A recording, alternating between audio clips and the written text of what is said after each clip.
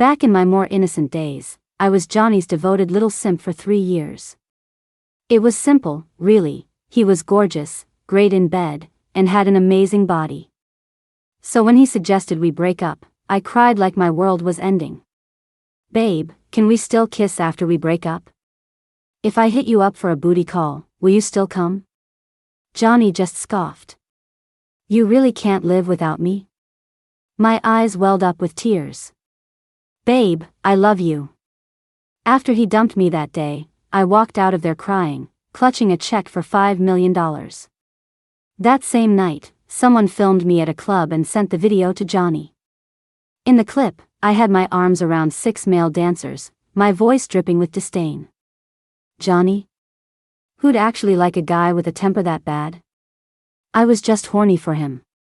A second later, Johnny was blowing up my phone. You think you're hot stuff hiring dancers the second we break up? Messing with my feelings is a death sentence. I'll be there in 10 minutes. You better pray you can get away in time. The moment I heard the word breakup, my nose started to sting and the tears just came. No one knew just how well I'd been eating these past 3 years with Johnny. Do we really have to do this? Johnny was shirtless, leaning against the headboard. The cigarette between his fingers glowed faintly. Yeah. His voice was still a little hoarse, probably from the intense session we just had. I squatted on the floor and sobbed. Johnny's handsome brow furrowed. Don't cry. I can compensate you. Is $5 million enough? I couldn't stop crying. I don't want a lot of money, I want a lot of love. My hand found his abs, my fingertips tracing the grooves in a slow circle. Babe, can we still kiss after we break up? If I call you for a booty call, will you still come? Johnny stared at me, his eyes dark and unreadable. After a long moment, a sound like a scoff escaped his throat. You really can't live without me? I timed it perfectly, lifting my tear-streaked face to look at him. Innocent and pitiful. Babe, I love you. But unlike I'd imagined, Johnny wasn't moved at all. He just coldly pushed my hand away. How much do you love me? Like, can't live without you love. Okay, then besides my face and my body, what do you like about me? I froze. I looked up and met Johnny's sharp gaze. It made me feel weirdly guilty, and all the flirty lines I had prepared died on my lips. Sorry, I just can't bring myself to lie to a man. I stammered, I can't separate them. Johnny was famous for his foul temper. That, on top of his wealthy background, meant he treated everyone with an arrogant, untamable attitude. But he was just so ridiculously handsome. At first, tons of girls at school had crushes on him. But they all gave up, one by one, defeated by his sharp tongue and explosive anger. Back then, no one ever would have guessed that the one to finally land Johnny would be a nobody like me. Suddenly, rumors were flying everywhere about how clever and scheming I was. The truth is, there was no master plan. My goal was just very, very clear. From the first moment I saw Johnny, I knew I had to get him into bed. You never get tired when you're up to no good. So, naturally, I could put up with all of his flaws. To me, his moodiness and sensitivity were just part of his charm.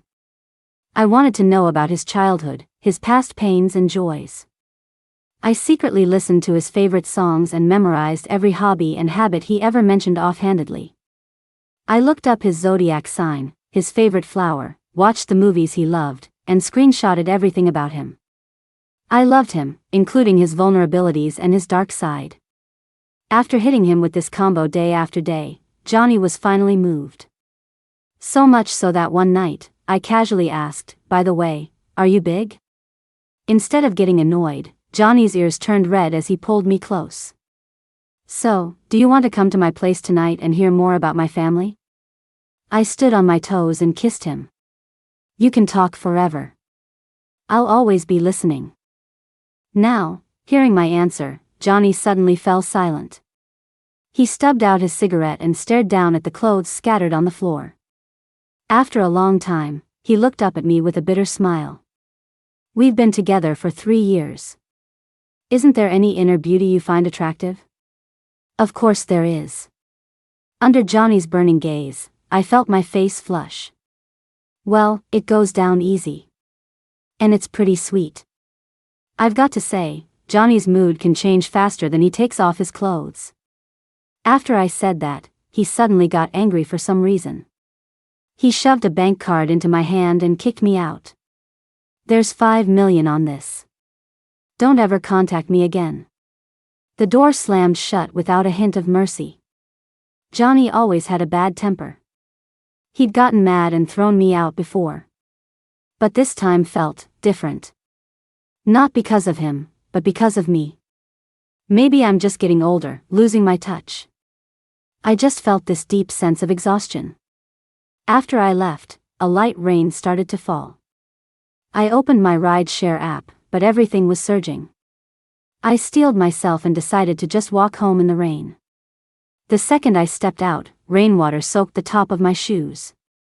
Suddenly, a large black umbrella appeared over my head. My heart skipped a beat. I instinctively turned around. Johnny. But instead, I saw his assistant's calm, expressionless face. He gestured respectfully. He said you were moving too slowly and he didn't want to see you again, so he asked me to get you out of here as quickly as possible. A lump formed in my throat. My voice came out raspy. Oh. I looked up at the familiar figure standing in front of the floor-to-ceiling window. As if sensing my gaze, the figure flickered and disappeared. The assistant really did get me there fast and smooth. He dropped me off in 10 minutes. My best friend, Jess, looked stunned when she saw me. Weren't you supposed to be with Johnny? My chest felt heavy, like it was stuffed with waterlogged cotton, making it hard to breathe. I took a deep breath and pulled myself together. I waved the bank card in my hand. We broke up. And he gave me a massive severance package. Come on, big sister's taking you on a shopping spree. Jess touched my cheek, looking like she wanted to say something, but stayed silent. I knew she felt bad for me. But with matters of the heart, you just have to let things run their course. That night, I dragged her to the club with the most models. The fastest way to get over someone is to get under someone new. Who needs Johnny? We're all about that money and luxury, not true love. We hadn't been there for long before we ran into a bunch of familiar faces. The booth next to ours was filled with a group of rich kids, most of them friends from Johnny's circle. They were the ones who were most against him being with me for 3 years. Before, with Johnny around, no one dared to say anything. Now, they all crowded around me, digging in. Well, if it isn't Lisa, the super simp. What are you doing drinking here? Did Johnny finally dump you? You really thought you could marry into the family? He was just playing with you. If she hadn't been such a doormat, kissing his ass every day, you think Johnny would have even looked at her? The group was relentlessly passive-aggressive. Their laughter surrounded me. But my bestie was faster. She was already a bit drunk. She slammed her glass down and charged. Did you guys forget to brush your teeth this morning? Your breath stinks.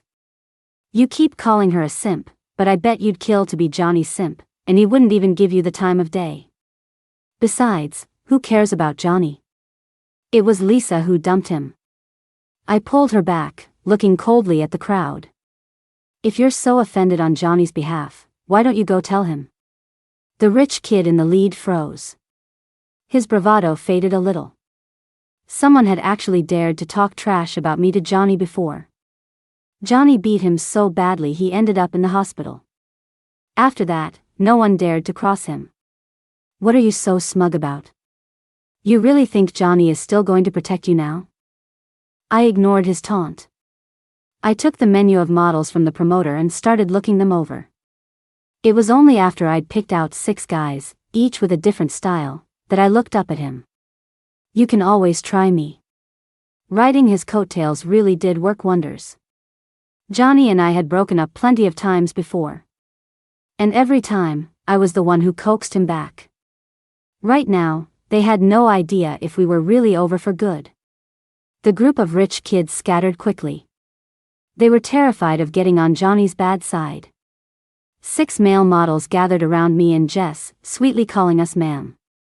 We each put our arms around 3 of them, grinning from ear to ear. One fed me fruit, another poured me a drink. A third, wearing a thin, semi-transparent white shirt, started to dance. Sweat and spilled alcohol soaked his shirt, revealing every defined muscle underneath.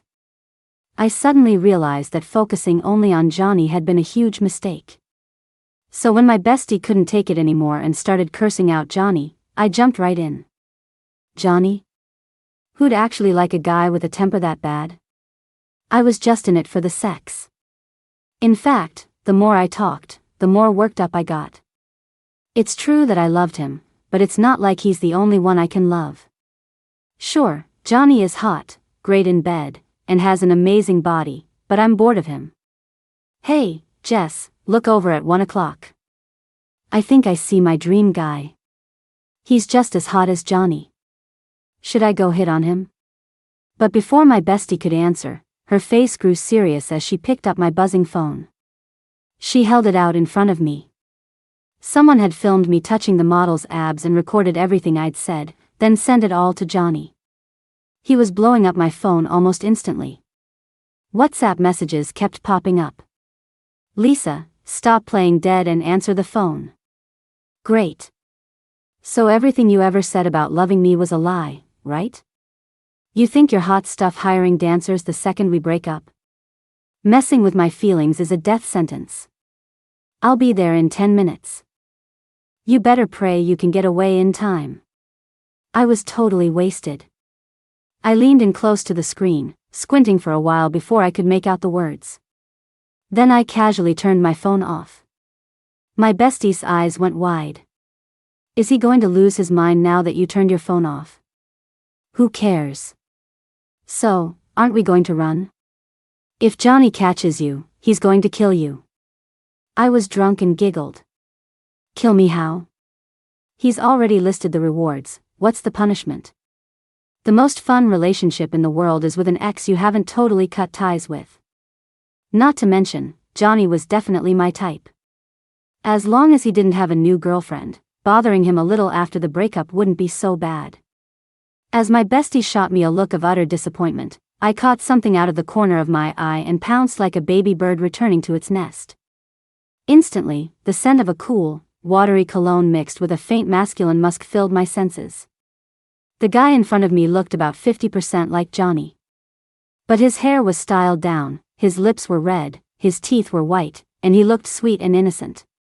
A complete opposite of Johnny's wild, unrestrained vibe. Do you remember me? The handsome guy looked confused, studying me carefully. Sorry, I just got back to the country, I don't really remember. Are you? You don't remember? When we were kids, you played at your house, and I played at my house. We've been strangers since we were little. He listened for a moment, then couldn't help but smile. Hilarious. If I could win over a brute like Johnny, I was already terrifyingly powerful. It doesn't matter if we didn't know each other as kids. How about we get to know each other now? I winked, pressing the shot glass in my hand into his. Then I downed mine in one go. The handsome guy froze for a second before drinking his too. Why'd you drink it so fast? Aren't you worried I might be a bad guy? What kind of bad guy? A beautiful bad girl? That's right. A beautiful woman who's so stunned by your good looks that she's secretly plotting. When he smiled, he revealed sharp little canine teeth. He looked both sly and adorable, a classic puppy dog type. After playing with a wild dog for so long, a sly, sweet one might be a nice change of pace. My straightforward, playful gaze made his ears turn red. Is this what they call a professional flirt? I leaned against the high top table. I propped my chin on one hand, my eyes soft and hazy as I looked at him. Professional flirt? I always just thought I had a God-given talent for sensing a young man's subtle emotions. Oh. And what have you sensed? My fingertip slid across his palm before he suddenly grabbed it. I sense that you have a lot you want to tell me. And I sense that my talent only really shines when I'm with you. The man in front of me was idly kneading my fingertips. You're the most interesting girl I've ever met. I'm not just interesting, I'm also a very good listener. I suddenly pulled my hand back. All right, I'm ready to listen to all your childhood trauma and regrets. He looked thoughtfully at his empty palm. My childhood? I gently tugged on the collar of his shirt, hard. Caught off guard, he leaned forward, his chin brushing against the hollow of my neck. The scent of my perfume enveloped him in an instant. I leaned close to his ear, my warm breath tickling his earlobe. But you know what I'll want after I'm done listening. I pulled back slightly and saw his Adam's apple bob. I was about to press my advantage with another flirty line when someone yanked me away. Johnny's face was dark, his eyes bloodshot. Lisa, are your pickup lines just a script you use on everyone? So the things you said to me, you can just say to anyone else. He gripped my arm tightly. But another hand clamped down on his. Sir, let her go before you speak. That's basic respect for a woman. Johnny raised an eyebrow and laughed. It was his classic sign of being pissed off. I instinctively tried to push the puppy dog guy away to save him from Johnny's fist. But the handsome guy stepped forward, completely unafraid. Their eyes met for a split second, and their fists stopped dead in midair. Bro? Johnny's pupils constricted. Justin? I just stood there, completely stunned. The hot guy I'd randomly hit on was Johnny's actual brother. I'd heard so much about Johnny's family trauma that I felt like I knew his whole family history. The reason Johnny had been so moody and angry for so many years was simple: he was starved for love. His family was very strict. But his parents insisted on moving overseas for business. Johnny's grandfather was old-fashioned and stern. He insisted that the family's roots had to stay in the capital. After a long stalemate, Johnny's parents left him behind to be raised by his grandfather. They took his younger brother, Justin, with them to the US and hadn't been back in over a decade. Johnny's only memories of his parents were a few scattered moments from his childhood and the obligatory video calls every New Year. Even though his grandfather was good to him, the absence of his parents' love left a huge scar. In fact, when I first met Johnny, he was on medication for severe bipolar disorder and went to therapy every week. He had only just stopped the medication this year. Now, Johnny stared at Justin for a long time. His voice was strained. When did you get back? Yesterday afternoon. Are mom and dad back too? Johnny awkwardly smoothed out a wrinkle on his shirt. They're back too. They're getting older, so they wanted to come home and retire. Oh. The air fell silent again.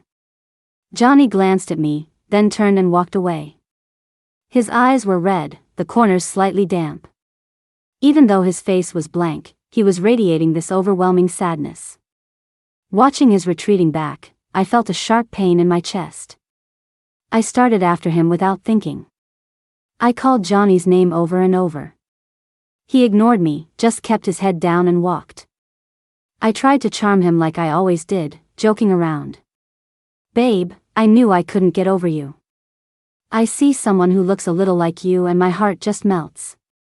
But looking closer, my babe is still the most handsome. You're my one and only. Johnny's lips were pressed into a thin line. He didn't say a word.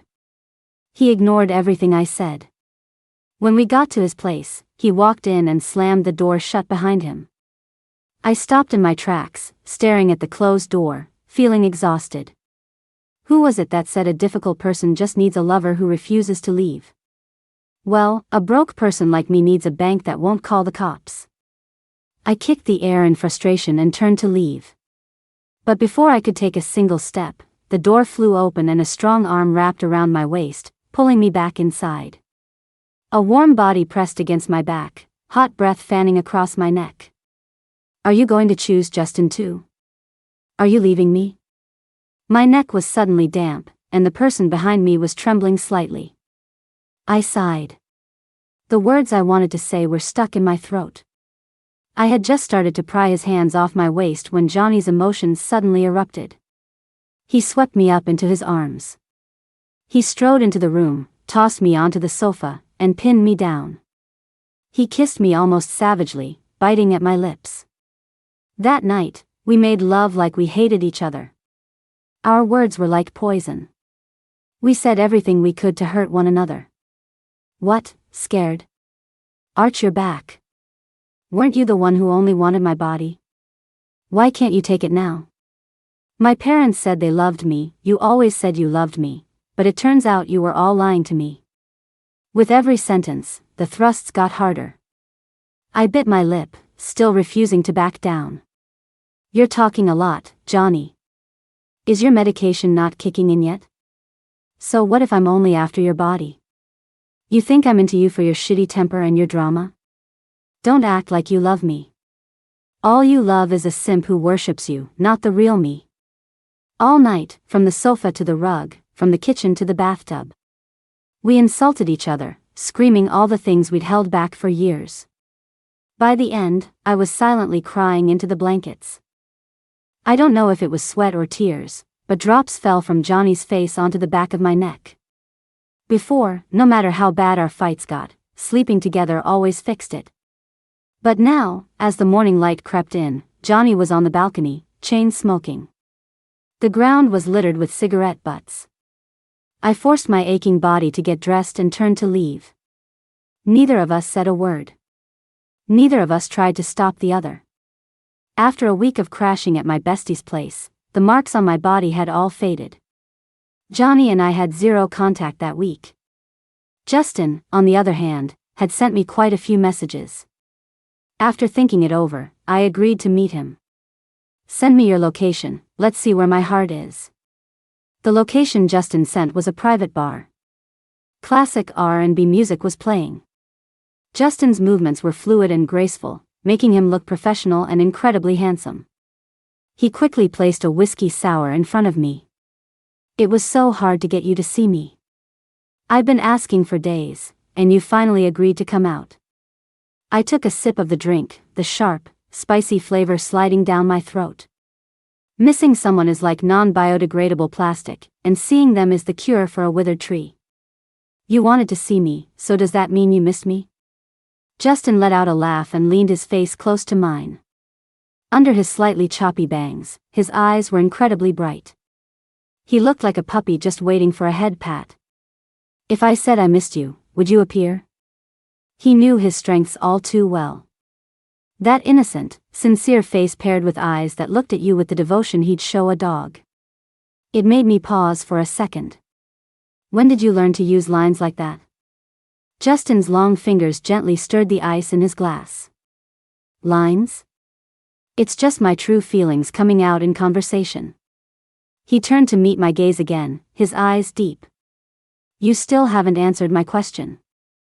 All I know is that in life, you can do a lot of things, but you can never break a boy's heart.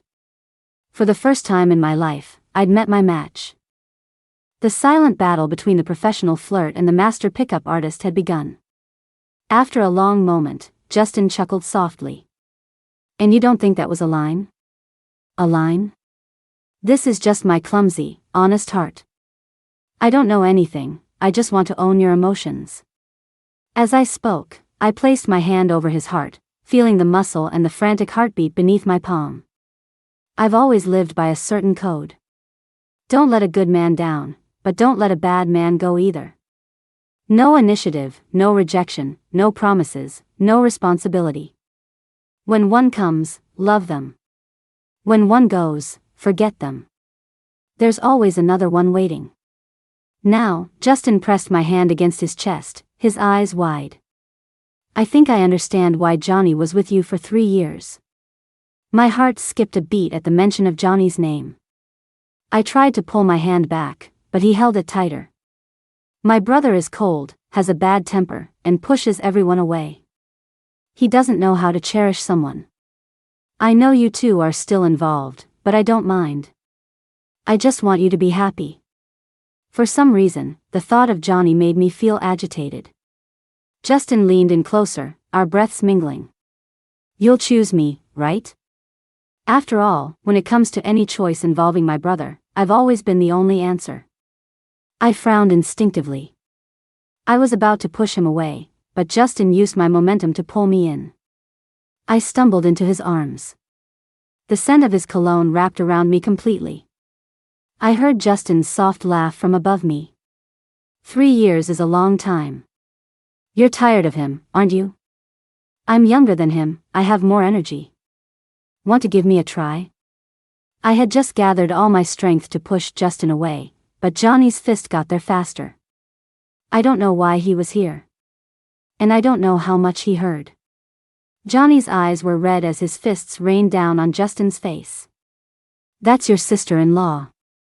You just got back and you're already trying to steal my girl? You want to be the other man? Justin wiped the blood from the corner of his mouth. He punched his brother back.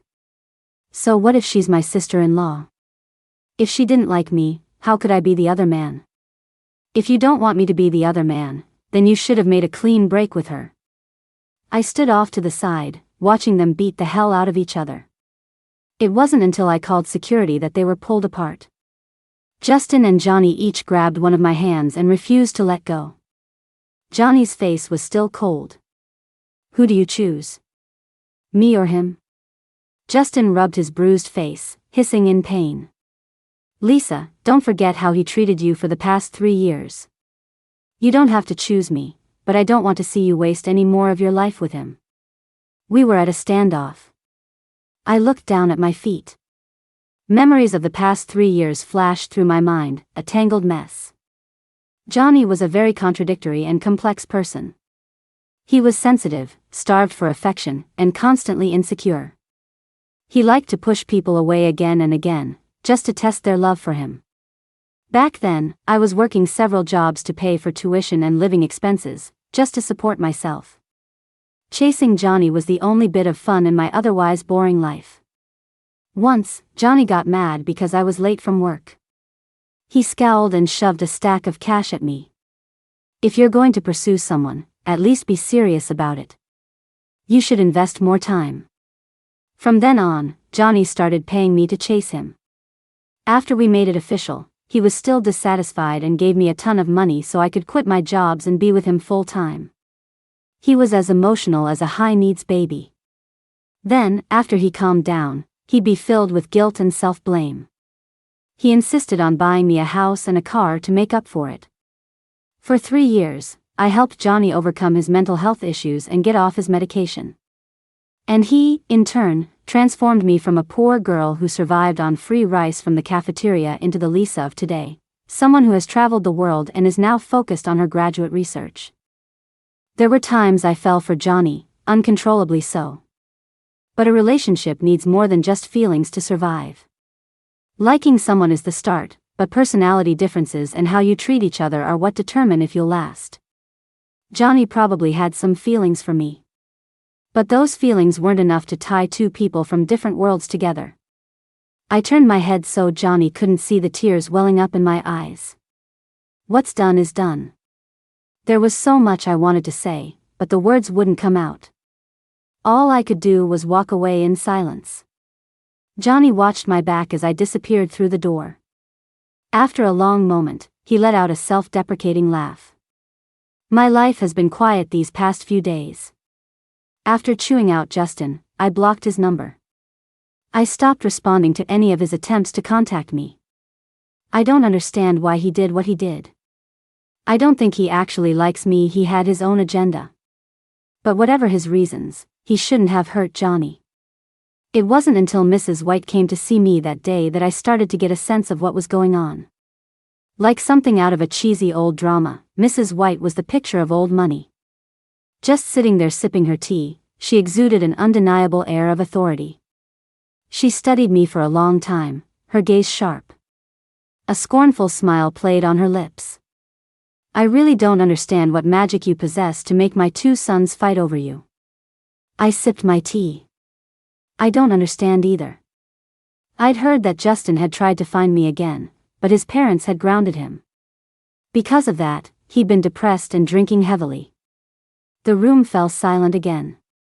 After a long pause, Mrs. White slid a check across the table. Tell Justin that you love Johnny and want to be with him. Make him give up for good. I looked at the $10 million check but didn't take it. I had a feeling things weren't that simple. And then? Mrs. White took an elegant sip of her tea. Pretend to be with Johnny for a few days, then find an excuse to leave this city and never come back. I've already arranged for him to meet a girl from a suitable family. You want me to lie to Johnny? I looked at her calm face, a sharp pain rising in my chest. Why do you always choose to hurt Johnny? Isn't he your son too? She didn't answer. Her expression didn't even flicker. She just left the check on the table. Lisa, don't you dare agree. You think I'm not worth more than 10 million?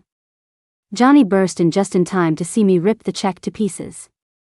I hadn't seen him in days. He looked exhausted, with a short, dark stubble on his chin. Seeing Johnny, Mrs. White's face darkened. Barging in like this, is this how your grandfather taught you manners? Faced with his own mother's criticism, Johnny actually laughed. Yeah, well, people have always said I have a mother but wasn't raised by one. So it's pretty normal for me to have no manners, right? After all, you never taught me any. His words left Mrs. White speechless. Her fingers whitened around her teacup, then she slammed it down on the table. I gave birth to you. I gave you life, the status of the eldest white son, and all the glory you have today. You have what others can only dream of. I don't owe you anything. You're right. You don't owe me. After a long, tense silence, Mrs. White softened her tone. Johnny, as the eldest grandson of the White family, a girl like this is not worthy of you. Mother has already found the perfect match for you, Mr. Lynn's daughter. You should go meet her. My hand was enveloped by a warm, strong one. Johnny slipped a ring onto my finger. Then he pulled my hand up and waved it in front of his mother.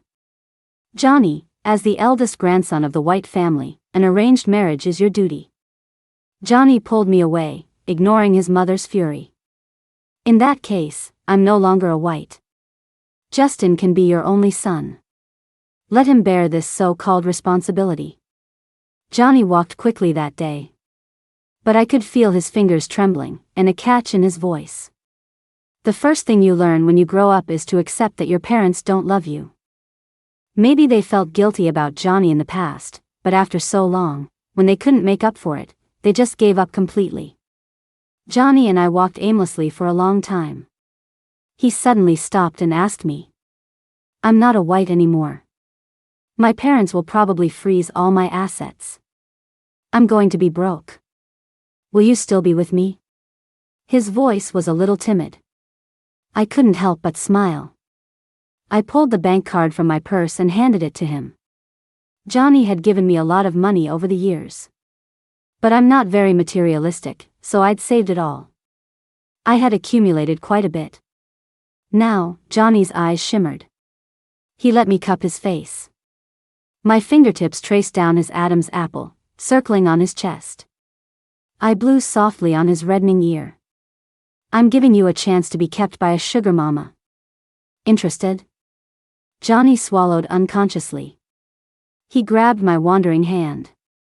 A face like mine doesn't come cheap, but I'll give you a discount. Can I start tonight? I promise I'll perform well. I have to admit, Johnny in a butler costume really knew how to provide service. Or maybe, he was a little different than before. When I asked him about it, he tugged at the bow tie on his costume. I'd been thinking these past few days. I'd rather change than lose you. As he spoke, he handed me a black card, then buried his face in my neck, taking a deep breath. Actually, I've been secretly running a startup for years. It's been doing pretty well lately. Take this money. Can you keep me for the rest of our lives? Besides being just as clingy and possessive as ever, Johnny really had changed a lot. He said what was on his mind instead of making me guess. He wasn't moody anymore. Instead, he communicated effectively to solve problems. So much so that one morning, when Johnny dragged me out of bed and we somehow ended up with a marriage license, I still hadn't fully processed it. My bestie stared at the red certificate in her hand, lost in thought. I was next to her, yawning non-stop. The first night of our wedding anniversary had been a bit wild. "So, you guys just got married like that?" "I guess so." I suddenly felt a little dazed.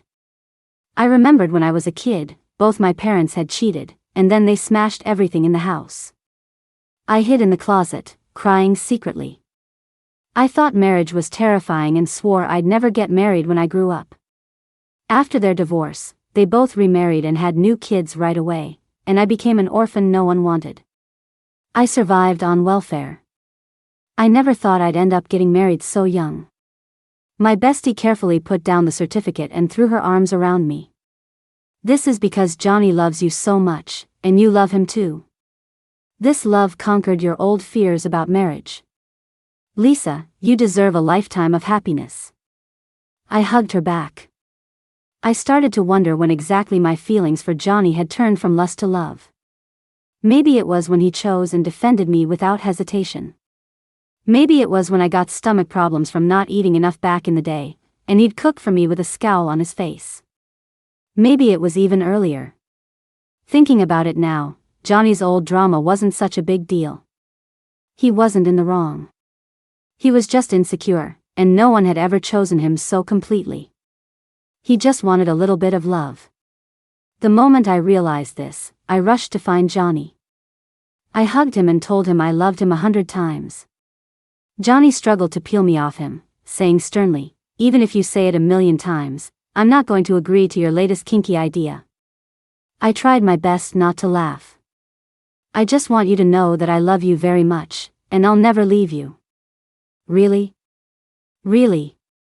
Then let's burn the marriage certificate, so we're locked together for life." That day, Johnny finally looked satisfied as he watched our little red certificate burn. It was soon time for his grandfather's 90th birthday. Johnny had prepared a gift early and took me with him. At the party, people kept sizing me up, whispering about my relationship with Johnny. Facing the dark expressions of Johnny's parents, Johnny wrapped an arm around me and announced without a shred of doubt, "She's my legal wife." His father was about to throw him out, but his grandfather stopped him. Old Mr. White looked at me for a long time. "Young lady, I remember you." He was old and leaned on a cane, but he was still sharp as a tack. 2 years ago, Johnny was in a racing accident and ended up in the hospital. He wouldn't let any of the nurses near him. You were the one who took care of him for months. It must have been hard. I was a little stunned. The old man patted Johnny's shoulder. "I said it back then, this girl is genuine with you. And in this world, genuineness is a rare thing." With that, he handed me a brocade box. This was Johnny's grandmother's favorite bracelet. She said she wanted to leave it for her grandson's wife. "It's only right that you have it now." That night, in front of all the elites of the capital, the old man officially acknowledged me. Johnny's father frowned, about to speak, but a gasp came from behind him. Justin, what's wrong?" Mrs. White lost all her usual composure and rushed to Justin, who had collapsed on the floor. His eyes were closed, his face pale as a sheet. He was much thinner than before. I heard he'd been on a hunger strike for days, and his parents had forced him to come to the party. Instantly, the old rumors about Justin and Johnny fighting over me started circulating among the guests again. Johnny's father scowled at Justin and stormed off. Useless. He left Mrs. White to call the medical team, who took Justin away for treatment. Life went back to normal. Somehow, my parents found out I'd gotten married. They came all the way to find me. They waited for me at my school's entrance. When they saw me come out, they hesitated for a long time. They checked their photos several times before finally approaching me. "Lisa?" The voice was quiet, uncertain. I didn't respond. I just turned and walked away. But someone grabbed my arm and wouldn't let go. "You are Lisa. I gave birth to you, I wouldn't be mistaken. Have you forgotten your mother?" "It's me, Mom." I shook her hand off. "You have the wrong person. I'm an orphan. I don't have a mother." A hand slapped me across the face, the sound sharp in the air. The disheveled man in front of me had a hateful look in his eyes. You don't even recognize your own parents? We raised you for nothing. The woman beside him shot him a look. After all these years, you're still so impulsive. If you make her angry, do you think she'll give us any money? The man snorted but didn't move. As a crowd started to gather, the woman grabbed me and started crying hysterically. Mom finally found you. You have no idea, your little sister is very, very sick. Lisa, as her big sister, can you please help her? Mommy just can't afford the medical bills. People around us started pointing and whispering. I looked coldly at the man. And you? What are you here for? Your little brother is grown up and wants to get married. You're his big sister, you have to help me with the money for a house. He said it like it was the most natural thing in the world. Not a hint of shame. I don't have any money. I tried to leave again, but they blocked my way. The woman who had been crying a moment ago suddenly shrieked, her voice high and shrill. How can you not have money? You married Johnny. I don't care. If we hadn't given birth to you, how could you have married into a rich family? Not to mention we raised you until you were 10. That cost a lot of money. You have to give us money. The man stood silently beside her, his stance a quiet agreement. For as long as I could remember, this was the first time I'd ever seen them on the same side. I didn't call Johnny. I just called the police myself. At the station, they screamed and yelled, threatening to sue me for not supporting them. I just told them to go ahead and left. When I got home, Johnny froze when he saw my swollen face. He gently touched my cheek, his voice tight with fury. Who did this? All the emotion I'd been holding in all day finally broke. I threw myself into Johnny's arms and cried my heart out. The lawsuit came quickly, but I still didn't let Johnny handle it. The pain from my family was something I had to cut away myself. Unfortunately, according to the law, I was required to support them, with a minimum payment of at least $800 a month. Luckily, I was allowed to substitute items of equivalent value. So, every month, I bought my mom $800 worth of ultra-thin condoms and my dad $800 worth of sanitary pads. My bestie laughed so hard she couldn't stand up straight, giving me a big thumbs up. Johnny didn't laugh. He just pulled me into his arms, his eyes red. A few days later, we heard that Justin was leaving. Apparently, his fainting spell that day had scared his mother. Mrs. White had argued with his father for a long time. They decided to send Justin abroad to manage their overseas business. But that had nothing to do with us. Unexpectedly, though, the only call he made before he left was to me. I'm leaving. Congratulations. You finally got what you wanted. Before, I didn't understand why Justin did what he did. It wasn't until I met the overbearing Mrs. White and the cold, heartless Mr. White that I realized Justin, who had grown up showered with his parents' attention, hadn't had it easy either. The parental love Johnny dreamed of was the suffocating cage Justin was desperate to escape. So he used this opportunity to get his mother to send him away.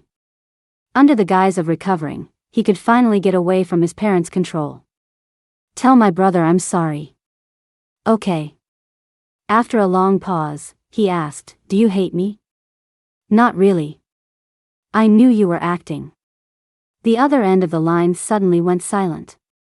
It was so long I thought the call had dropped. Then, Justin's mocking laugh came through, clear as day. I was acting. But what if 1% of it was real? Would you believe me? It doesn't matter. The air grew still again. In the background, an airport announcement started to play. Justin's voice was a little hoarse. Goodbye, Lisa. Before I could answer, Johnny's long arm reached over, ended the call, and tossed the phone aside. Tension was released through motion. After a wild night, Johnny leaned against the headboard, smoking. Curled up in the blankets, a random thought popped into my head. Your 25th birthday is in a couple of days. Johnny raised an eyebrow. Oh. Thinking of getting me something? Can I make a request? I want to see you in cat ears. No, it's just, I suddenly thought of that saying about how after 25, men are only good for conversation. I felt a surge of panic. Babe, do you think that'll ever happen to you? He didn't answer.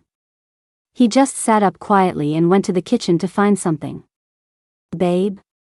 Johnny swallowed a handful of supplements with a straight face. He turned, grabbed my ankle, and yanked me toward him. Never. There are only two ways this ends for us. Either I die on top of you, or you die in my bed. We're locked in for life.